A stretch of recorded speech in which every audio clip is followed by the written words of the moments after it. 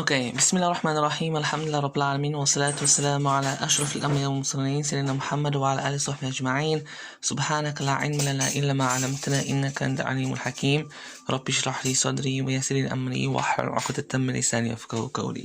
Okay, so today I'll be busy explaining to you the derivative of the cubic graph. Okay, so let's say you have a cubic graph. I'm just gonna so let's say you have ax to the power 3 plus bx squared plus cx plus c. Okay, so that's your cubic graph.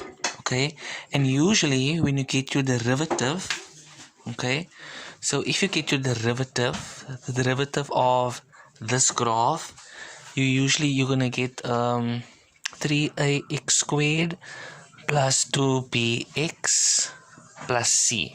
Okay, so that is the derivative for that graph. And what do you see? You see that the derivative of this graph is a parabola. Okay, because it's to the power 2. So that is so if the high exponent is 2, then you know it's a parabola. And in this case, the high exponent is to the power 3, then you know it's a cubic graph. Okay, so let's say that this, okay, so we need to understand that this cubic graph have a derivative, and the derivative is a parabola. And we're now going to explain to you how do we use the graph. This is the parabola graph. Now we use this graph to explain. Okay, we use this graph to explain what does this graph represent of our cubic graph. Okay, so Bismillahirrahmanirrahim, just bear with me, kanala. So all that you have to understand is that when you look at the y-axis, that's obviously the origin. So on top is all the positive numbers, and at the bottom is the negative numbers. Okay, so this parabola is a sad graph, obviously because let me just see something. Yeah, because here in this case, so that's a, right? So it's a sad graph because a is less than 0. Okay, the a in our equation is less than 0, so it's kind of like a negative coefficient there. And this graph starts like this, which means this a is also less than 0. Okay, so that's just what you need to observe, that if it's a sad derivative, the graph is going to look like this. And obviously if it's going to be a happy derivative, so if it's going to be a happy derivative, it means that a will be more than 0 and the graph will look like this. Okay, that's if it's a happy derivative. But in this case, we're busy with a sad graph. So it's a sad derivative and the graph will look like that. So now let's explain. So let's first start with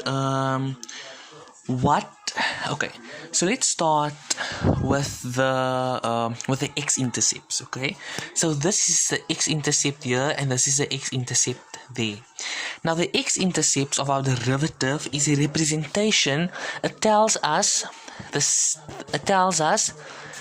x values of our stationary points. So our stationary points, but the x values of our stationary points. Okay, so okay, so the x-intercept shows us the x values of our stationary points. Okay, so let's look at this. So obviously, so we now understand that this is my stationary point of this graph, and this is the stationary point of this graph. So it's there and there. But how do we know which one is min and how do we know which one is max? So now comes this part. So do you see at this stationary point, right? This is the x-intercept of my parabola, but it's actually a stationary point of my cubic graph. Now, which one is the local max and which one is the local min? So how do we do that? So do you see that on the left-hand side of this point, of the stationary point, do you see that the values are negative, that the y values are negative? Okay, let me just see. Yes, so to the left side of this point, our y values are negative. Okay, the y values are negative. And where do you see negative? There. Okay, so that's decreasing.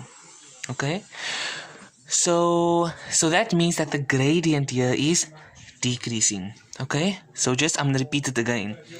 So if the derivative is less than 0, the graph is decreasing. So there will be a decreasing slope. Okay, so to the left side of our stationary point, we have negative values, y values.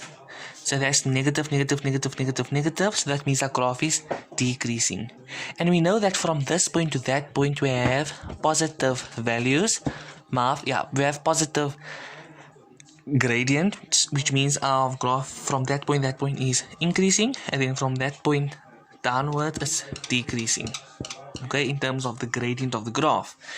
Now, do you see that on the left hand side of my stationary point, I have positive y values?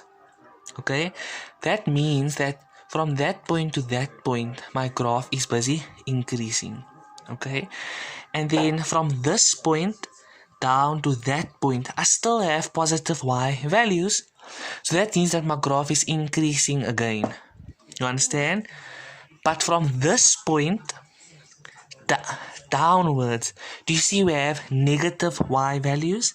So if we have negative y values, it means that my graph is gonna decrease. Because remember, the derivative is actually equal to the gradient of this graph.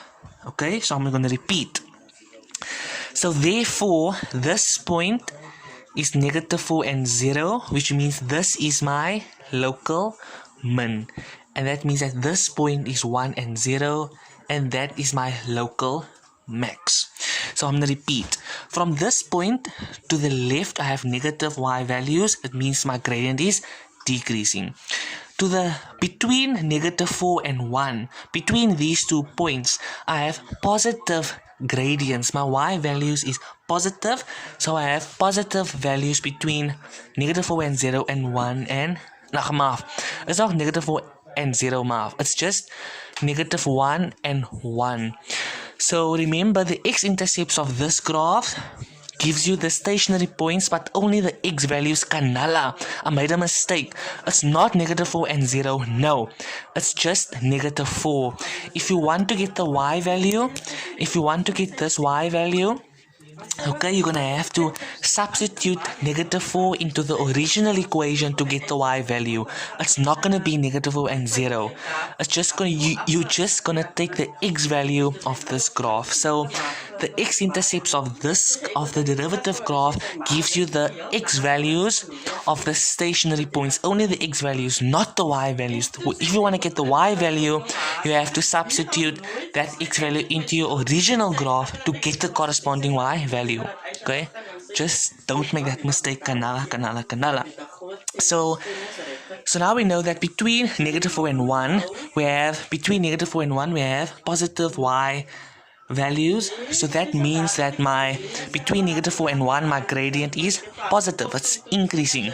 Okay, my graph is increasing, and we know that after negative 1, we have negative y values, and that means that my graph is decreasing. Okay. Now let me just if they would give us such a graph, for example, okay, for that. Okay, so if they would give us such a graph, for example, I'm still not gonna do this graph quickly. Okay, so we know that here is positive gradient, negative, positive. Okay, so do you see that at this point, okay, positive y values at the top and negative y values at the bottom? So let's say, for example, the x value here is negative 1 and the x value there is 1.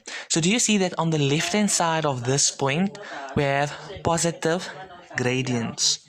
Okay, so there is a positive gradient. So this point will be negative 1. The x value for this graph at that point will be negative 1, because to the left of negative 1 we have positive gradients. Okay, then between negative 1 and 1 you must have negative gradients.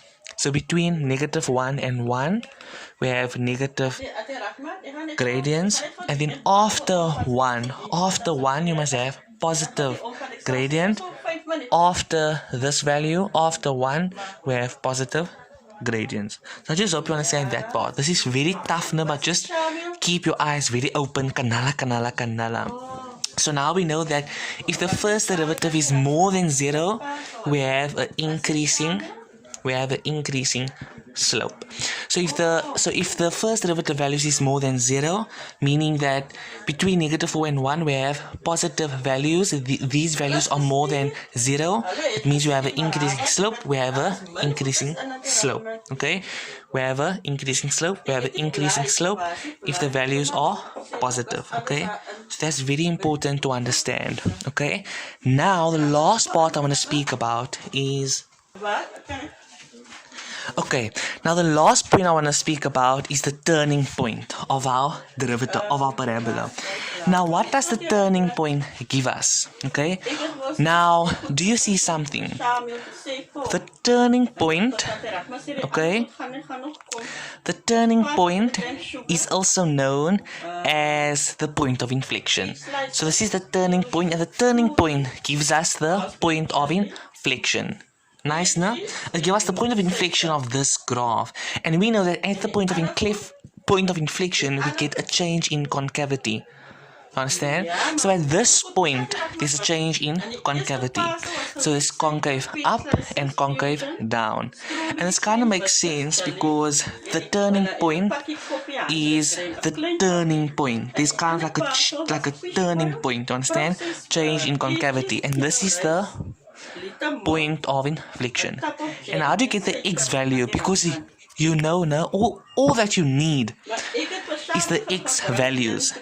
To get the y value, you have to substitute the x value into the original graph to get the y value. Kanala.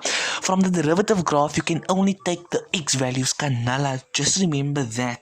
I want to get it into our diff so you can understand. Kanala, please. We can only take the x values from the derivative graph and we can plug it into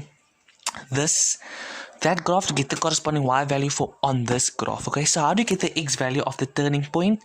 Very, very simple. That's 4 values to the left and 1 value to the right. So that's 5 divided by 2. Okay, that's 5 divided by 2. Because remember the turning point is middle. So it's the middle of the distance between that point and that point. And the distance between that point and that point is 5. And you must say 5 divided by 2. Because it's the middle of the graph. And that gives us, so 5 over 2 is equal to 5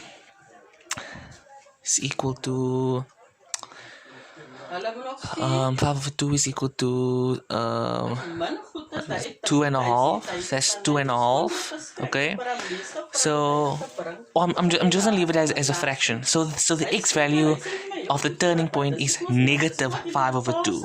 Okay, because obviously it's to the left of 0, so it's negative 5 over 2. So therefore the x value here is negative 5 over 2, and we can get the y value by substituting the x value into the original cubic equation to get the corresponding y value. Okay, and the last thing that I have to emphasize is that if you want to look at the concavity, okay, so if you want to look at the concavity, everything to the left, okay, everything to the left of this point, this here is concave up, and everything to the right is concave down. So that means that at my turning point here, everything to the left in corresponding to that graph is concave up, okay, as we mentioned there, and everything to the right of the turning point is concave down. And that kind of makes perfect sense. Okay, it kind of makes perfect sense. So but later on I'll speak more about how to represent those things. Okay, so if you want to get the values for concave up, so for concave up we have x is less than negative 5 over 2. So if x is less than negative 5 over 2, we're going to get concave up. And for concave down, we have x is more than negative 5 over 2. So if x is more than negative 5 over 2, you're going to get concave down. Okay, but I'll have a separate video on how to analyze the graphs, inshallah. Okay, and yeah, I think that's it. So just to conclude that, just remember these very important points I've made, and you can just watch the video again if you don't understand. And that's it. وآخر دعوانا أن الحمد لله رب العالمين. خير.